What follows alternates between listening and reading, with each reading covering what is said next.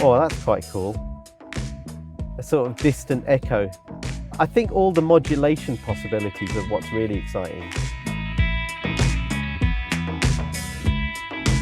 My name is Ali Staten. I'm a mix engineer, sometime producer and programmer for artists like Lamb, Tricky, Seal, Razorlight, lots of pop acts. And I've also done a kind of parallel career in the live world, programming for Madonna, London Grammar and Snow Patrol. I kind of straddle the two worlds of studio and live performance.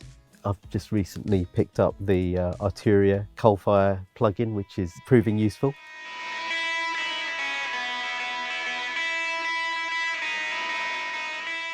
I often use distortion and overdrive on drums. It can be individual elements, the kick, the snare separately, or as a whole drum group. And the same with vocals. And often it's quite subtle. All of those things happen, and then yes, the kind of, classic distorted guitar thing or bass also is a feature. So if we break down this track, I just want a little bit of sort of old school, kind of almost Motown-y distortion that just brings a bit of colour to this percussion part that'll sit under the drums and give a bit of movement. So if I bypass it, you can hear it's a nice part, but just maybe lacking a little character. And then underneath the drums, if I bypass it again,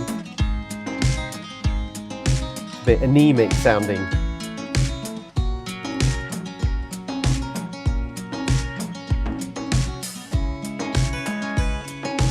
Bit of space, but without using any reverb. So this part, if we just listen to it dry for a second, I'll just back it up a little bit. It's already got a kind of nice tone to it. I don't want to lose that. But maybe just bring a little bit more bite to it. Back off the drive a little bit here and here. Just bring some edge to it. I'll just play with the wet dry a little bit. There we go. That's the kind of thing. So we've got various distortion types here. I've gone for this. Actually, I would possibly go for the transformer, just for a similar. There we go. It's a little darker.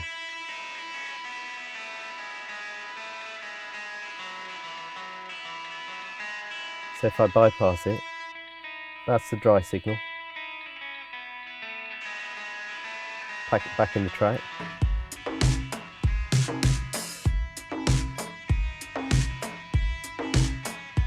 Bring some of the other elements in. You can hear how it just pulls that guitar forward a little bit.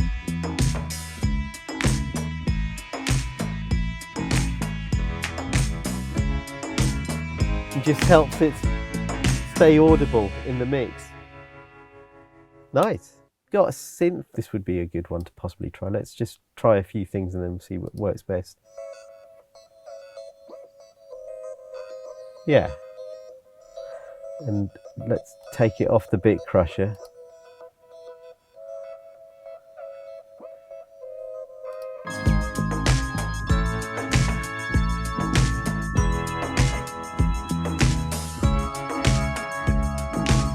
I like the movement it gives it.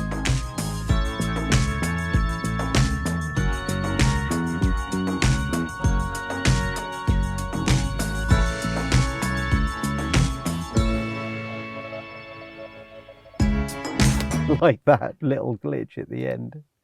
That's cool. In the center section on the image, you've got this option to alter the routing. So you can go from the A into the B in serial, which gives you this kind of phasey, flangey sound. You can have them both running independently. The mid and side, I imagine, would be very useful on drums, where you've got some level of stereo spread, and you might want to process the center of the kick and the snare aspects that are panned down the middle separately from the wider cymbals. But I think in most instances on things like synths and basses, I would probably have it in serial or parallel to give you a little bit of independent control. And on strings, I would probably just have it in straightforward stereo mode. So here's a drum track, dry. That's the dry signal.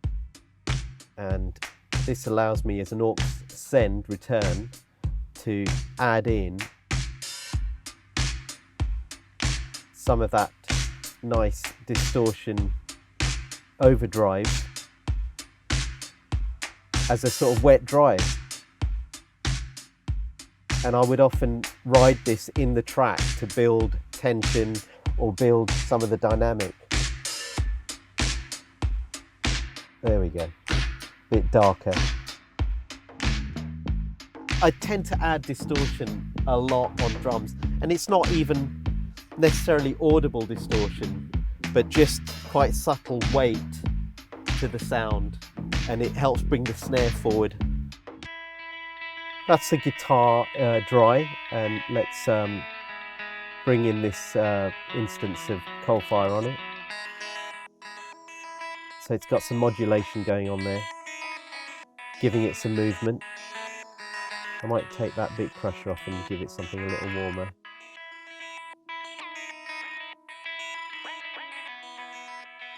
Clear it in the track.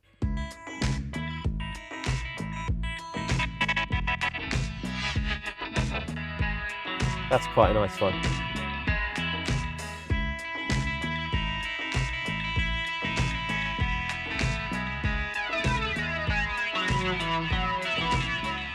Yeah, switching through these routing options really gives you a multitude of sonic options to try and see what brings you the sound that you're looking for. So this step sequencer allows you to add little glitchy aspects to it. So here we go with the vocal.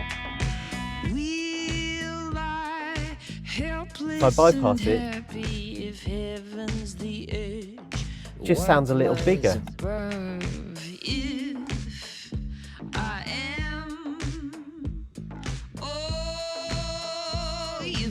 And I quite like the way it breaks up on the push note.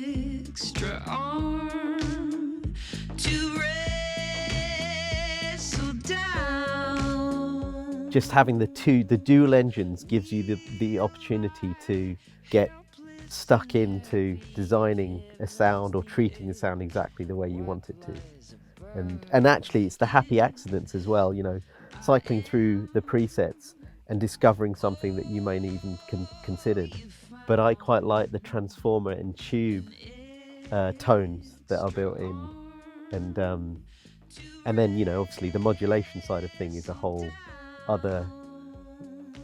of creativity to dive into.